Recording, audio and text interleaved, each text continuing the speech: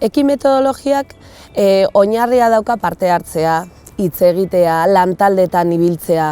Alde batetik ezagutza bereganatu behar dituztelako, baina beste alde batetik ere bestelako konpetentziak ere daude, ezta?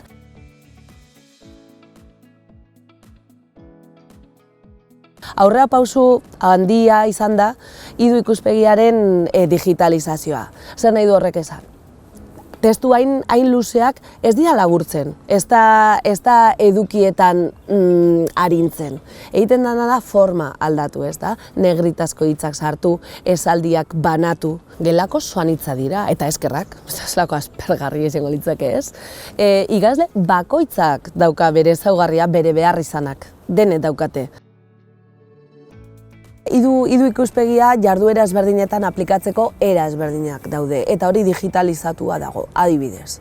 Testu mardul bat, klik eginda, badaukagu beste motatako testu bat. Berdina, esaten duena, bai, oinarri berdina da, paragrafotan, negritatan, gero ariketak ere, era ezberdinetan aurkeztu egiten zaie ikaslei.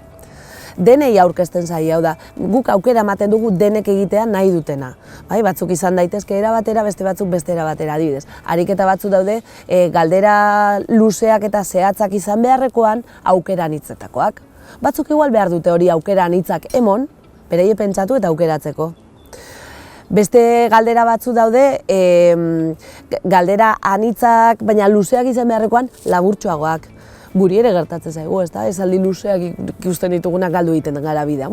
Esaldi laburtsuagoak eta aukerak eman da. Orduan beraiek azkenean barneratzen dutena, dene barneratzen dute berdina, baina era ezberdinetan. Aniztasunaren enfokea hori da.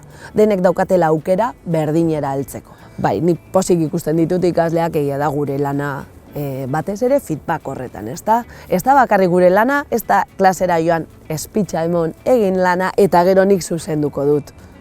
Gure lana da hori bideratzea, bide emotea. Gure eki ez da oinarritzen azalpenetan, nizetako azalduko dut. Zuk egin behar duzun lan hori. Gero niri galdetu zerbait eta danon artean egingo ditugu dinamika ezberdinak hori dana ulertzeko. Egiten ikasten da, noski.